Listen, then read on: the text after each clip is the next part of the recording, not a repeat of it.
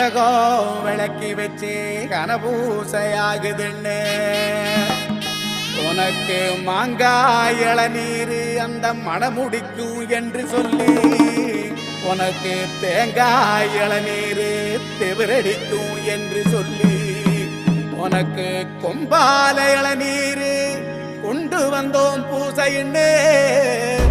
இந்த பூசை முகம் பார்க்க அங்க புறப்பட்டு நீ எழும்ப